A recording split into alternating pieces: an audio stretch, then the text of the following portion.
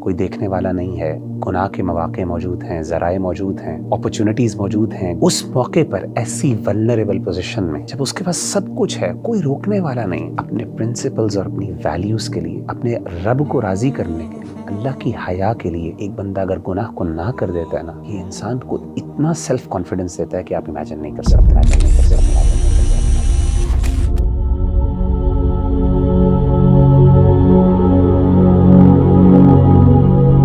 صحابہ کرام اور ہمارے جتنے بھی انبیاء کرام آئے ہیں، ان کے اندر نا ایک بڑا امیزنگ قسم کا سیلف کانفیڈنس تھا، خود اعتمادی تھی. اور بڑے بڑے بادشاہوں اور بڑے بڑے دنیا دار لوگوں کے سامنے وہ حق کی آواز بلند کرتے تھے اور حق کی بات کہنے میں ہچکچاتے نہیں تھے. لیکن ہم آج کل اپنے آپ کو دیکھیں یا یوتھ کو دیکھیں تو ان کے اندر سیلف کانفیڈنس نہیں ہے. بات کرنا بھی چاہ رہے ہیں، بات کر نہیں پا رہے، بات حق کی بھی ہے لیکن بات ہو نہیں پا رہی. تو وغیرہ بھائی کیسے ایک انسان کے اندر سیلف کانفیڈنس آ جو کیا سیکریٹ ہے کہ اگر وہ بندہ اس کو اپنی زندگی میں اپلائی کرے، اس کے اندر خود اعتمادی بھی آ جائے اور وہ حق کی بات بھی کر پائے؟ ربی بھائی، اللہ تعالیٰ کو نا 2 قطرے بہت پسند ہے، حدیث میں آتا ہے. ایک قطرہ وہ ہے جو انسان جب اللہ کی راہ میں جہاد کرے اور خون کا قطرہ اس کے جسم سے بہہ جائے، یہ اللہ کو بہت پسند ہے قطرہ. اور دوسرا قطرہ جو اللہ کو سب سے زیادہ پسند ہے وہ یہ ہے کہ انسان اکیلے میں اللہ کے سامنے روئے اور اس کی آنکھوں سے آنسو نکلیں. یہ جو آنکھوں سے آنسو نکلنا یہ اللہ کو بہت پسند ہے.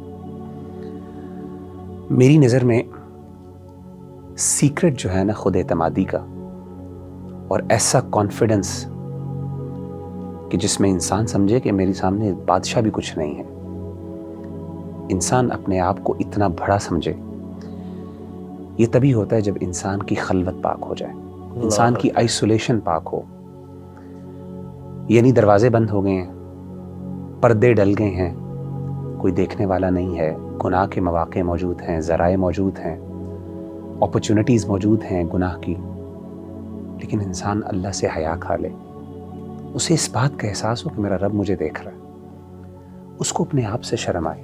اپنے آپ کو دیکھیں، ہر بندہ چاہتا ہے اپنے آپ کو اچھا دیکھنا، کوئی بندہ برا نہیں دیکھنا چاہتا. اس موقع پر ایسی ولنریبل پوزیشن میں جب اس کے پاس سب کچھ ہے، کوئی روکنے والا نہیں، اپنے پرنسپلز اور اپنی ویلیوز کے لیے، اپنے رب کو راضی کرنے کے لیے، اللہ کی حیا کے لیے ایک بندہ اگر گناہ کو نہ کر دیتا ہے نا، یہ انسان کو اتنا سیلف کانفیڈنس دیتا ہے کہ آپ امیجن نہیں کر سکتے.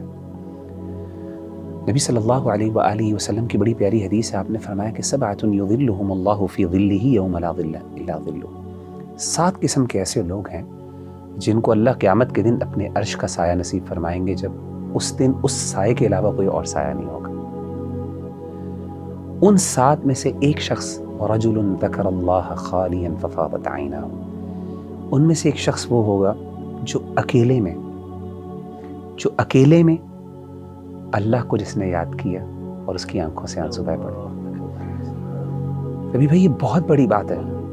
آئسولیشن، لوگوں کے سامنے نیکی کرنا، میں یہ نہیں کہتا کہ لوگوں کے سامنے نیکی کرنا کوئی مشکل، کوئی آسان نہیں، کوئی مشکل ہے، اس کا بھی اجر ہے. ظاہر ہے انسان کی کچھ نیکیاں ایسی ہیں جو ایک سوشل سیٹنگ میں ہوتی، لیکن اصل انسان کے کردار کا پتہ چلتا ہے جب انسان اکیلے ہوتا.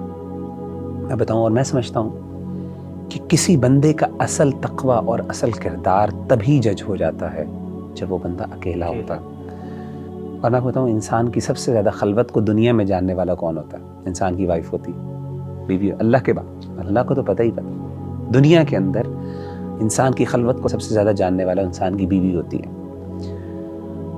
تاریخ کے اندر نبیوں کے بعد اگر کوئی ذات، صحابہ کو بھی نکالنے چلیں، ہمیں کون سی ایسی ذات ملتی ہے کہ جس کی بیوی جو ہے اپنے شوہر کے کردار کے بارے میں بات کرے؟ میں ایک مثال دینا چاہتا ہوں سیدنا عمر بن عبدالعزیز رحمہ اللہ تعالیٰ عنہ کی، جن کو 5ویں خلیفہ راشد بھی کہا جاتا ہے. میں حیران ہوا ان کی سیرت پڑھ کے کہ آپ کی وائف نے یہ اپنے شوہر کے بارے میں کہا. الفاظ کچھ یوں تھے کہ واللہ، اللہ کی قسم، ما رأیت احدا اتقى من زوجی، اللہ کی قسم میں نے اپنی زندگی میں کبھی بھی اپنے شوہر سے زیادہ اللہ سے ڈرنے والا کوئی شخص نہیں دیکھا. امیجن کریں، ہن لباس لکم وانتم لباس لہن، کہ بیوی آپ کے بارے میں یہ کہہ رہی ہے کہ میرا شوہر کی جو نیکی ہے آپ امیجن نہیں کر سکتے. یعنی کوئی ہرڈل نہیں ہے, کوئی روکنے والا نہیں ہے. یہ ایک تقوی کا معیار ہے. انسان جب تقوی کے اس لیول پر ہوتا ہے تو اس وقت انسان کو جو اعتماد نصیب ہوتا ہے اور اللہ کی طرف سے جو انسان کو خود اعتمادی گفٹ کی جاتی ہے, میں کہتا ہوں یہ با کردار آدمی ہوتا ہے. یہ بندہ ہوتا ہے جو بڑے بڑے بادشاہوں کے سامنے حق کے لیے ڈٹ جاتا ہے, جس کے لیے اپنا آپ, جو اپنے آپ کو نیچا کر دے, جو اپنے آپ کے خلاف ڈٹ جاتا ہے, وہ پھر دنیا کے خلاف بھی ڈٹ سکتا ہے. سب سے مشکل تو اپنی ذات کے خلاف کھڑا ہونا ہوتا ہے.